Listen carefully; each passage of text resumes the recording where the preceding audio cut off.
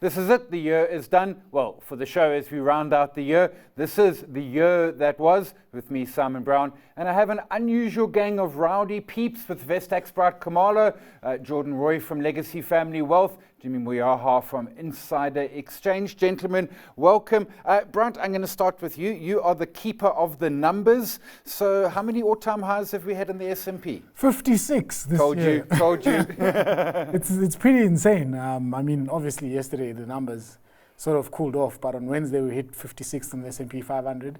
We're up close to 27%, even though we were down about 0.1% yesterday. So we'll take that. It's been a great year. If you were, in the Nasdaq composite or the Nasdaq 100, so you're closer to 30%, which is good. But if you just had the Meg 7, you up 65%. You're laughing to the bank.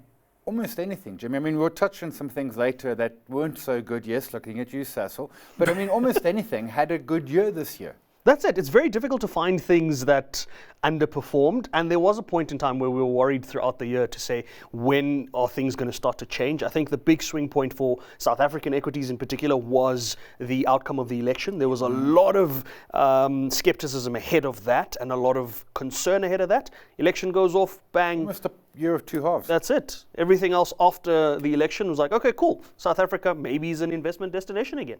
We almost, Jordan, at one point, bonds were ahead of equity locally, and I think equities pulled ahead a bit now. But even bonds, I mean, it should be, the theory is one or the other. I mean, it is literally just like, if you owned it, you're wealthier. 100%. And I thought it was quite surprising. You talk about bonds. I was looking at the 1 year, not the year to date, but the 1 year numbers. Bonds are up something like 20% over the year, which is just crazy. I mean, and on a 1 year basis, it is ahead of the All-Z still. So just quite an astonishing performance from bonds. But again, as you mentioned earlier, the outcome of the election, I think, changed the picture big time for bonds. Yeah. But the short answer is we're having caviar and champagne for Christmas, eh?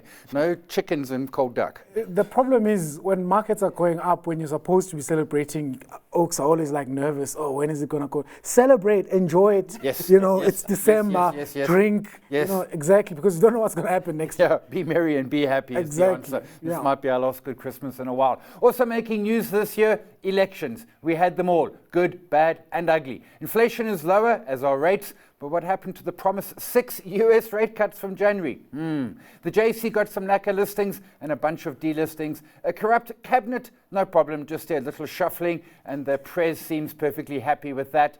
Our Christmas chocolates have shrunk, we have proof. Load shedding slipped off into the dark night way back in March. Two-Part has come to the rescue of our middle class. China stimulates while tech boomed. Taylor Swift repeatedly circled the globe performing while Tyler wowed the world. We still have wars raging, far too many of them. And the word of the year is brain rot. Brain rot. Are we talking about politicians?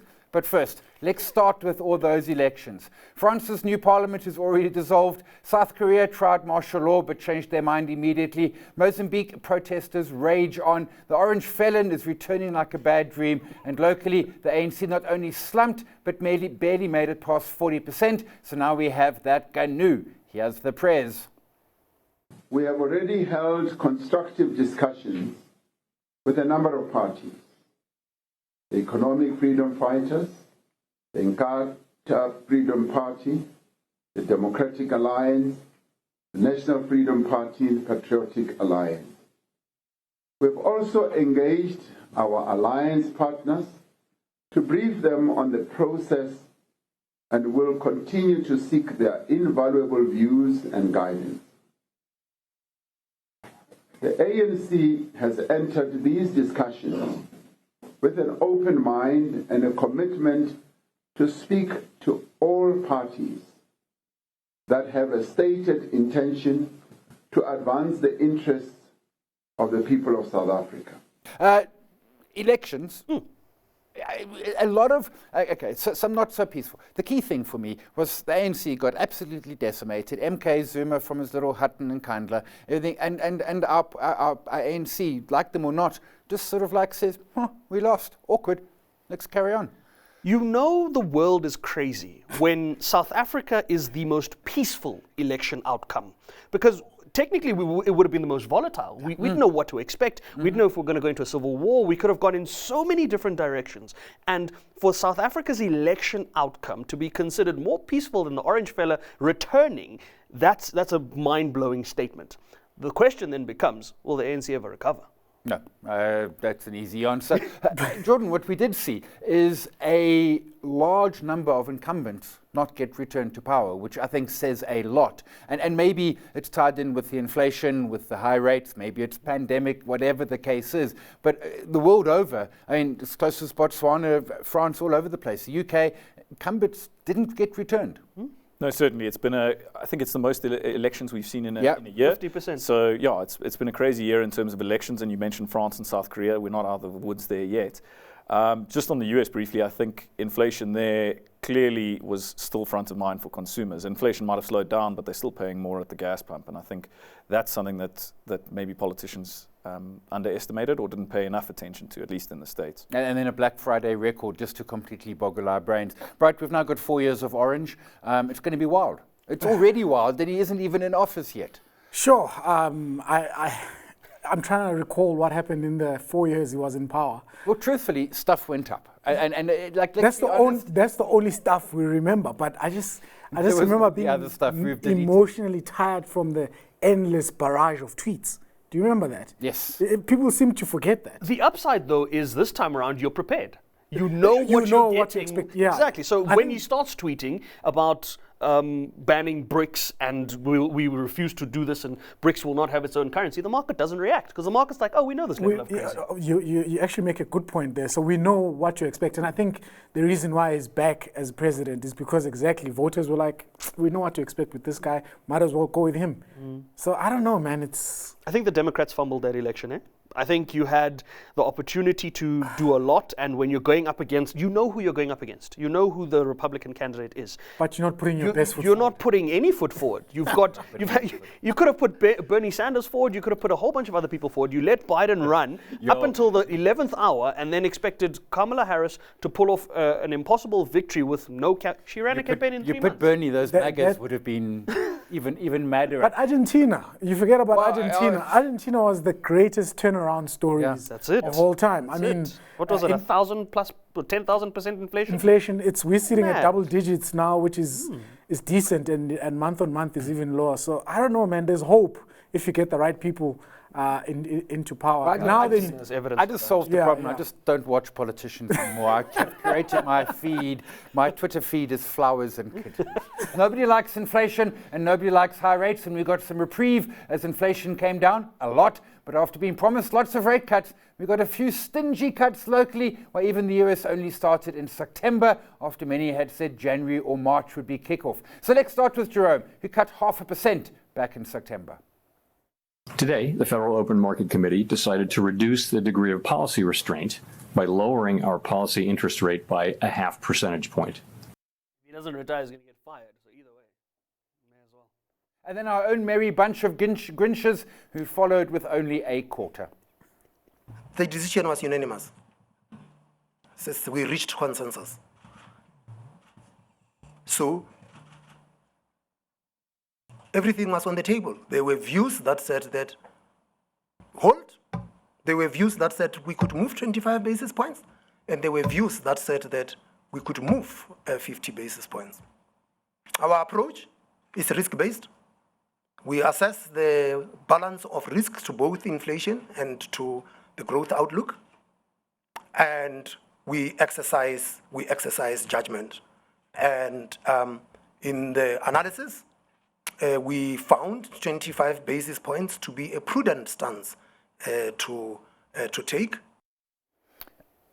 Two thoughts, Jordan. Firstly, our inflation is now 2.8, below the target. And I've forgotten the second thought, because I just want to say again, our inflation is 2.8, and this man is not cutting our rates. Is he right? Am I crazy? I think in hindsight, it's especially with the GDP growth figure we had come out, and I mean, we know these things work with a lag. So I think it's easy now in hindsight to look back and say, well, maybe we should have cut more, because even that 25 basis points is going to take a while to filter through the market. So yeah, I think it's a tough job. I don't envy him for having to make those decisions. I think it's easy to look back now and say we should have cut more, and arguably we have the room to do so. Bright. I don't know. I'm taking these cuts and celebrating the December because it could have gone the other way. Take your point. You got extra money in your wallet. Yeah. So I'm spending this on drinks with my family by the beach in South Coast. So I'm happy, man. There's another concern out there that inflation might not be gone. Back to the orange felon. And Chantal Marx, who's not here today, has been saying repeatedly that this whole cutting cycle might be shallower and shorter than we thought. There is currently, the FRAs in America is saying 26% chance of a rate hike next year.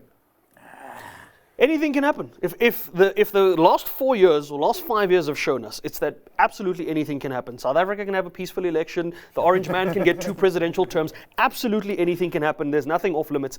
On the inflation conversation, I think a part of, and to Jordan's point around it and Bright's point, a part of the anger is misdirected. Our issue isn't that interest rates are coming down too quickly, it's that there's no economic growth to offset that. If you have a country that's growing at 4, 5, 6%, you've got employment that is not at 30% or 35% unemployment rate. You've actually got more people employed in more opportunities. Your middle class looks stronger. The economy grows stronger. You're not too fussed about a rate cut this way or that way because there's more disposable income, right? So the anger's misdirected. It's not to the central bank. They've got one tool. They've used it as best they can. I don't think you're going to find many central banks that have used it as good or as great as we have. Exactly. But the problem is you're misdirecting the anger. Yeah, the anger's wrong. Gold continued its march higher but failed to hit 3,000. While oil slumped and Bitcoin finally got the 100,000 sticker after the SEC approved ETFs back in Jan and the coin halved in April. Any Bitcoin holders here? So I have a friend. No. I have a friend. I have a friend. He's got a house and a yacht in Reunion Island, so I might be spending some time there. Thank you, Bitcoin. Okay, and gold, what about, I mean, gold has been the most boring, and suddenly it's all come to the party. The weaponization of the dollar, the central banks buying, it really has, it's part of that weirdness that everything went up. No, and certainly I think it's gotten even weirder. I think Jerome Powell actually recently mentioned that Bitcoin is more like gold than anything else. So it's becoming a bit confusing now. Is Bitcoin the new gold? It's Bitcoin is a leveraged S&P call, is my view on it. I mean, because it tracks the S&P 500 just more aggressively. It's just exactly, yeah. Okay, numbers, man. How many days without load shedding? I forgot that 255. How's that for something you didn't see coming? 255 days. See, but to Bright's point earlier around just everything that we've gone through, and when markets are going up, people being shaky. Yep. It's the trauma. Right? It's trauma. It's trauma. How long have you had load shedding in life? For some people, that's all they've known. No, my niece has had it her whole life. My nephew was born the year of load shedding. So suddenly 200 days is like 55. When is it going to break? That little app hasn't beat me once. After the break, the JC got some great returns, some great listings, and a broke Pick and Pay, and we've been robbed of our quality streets.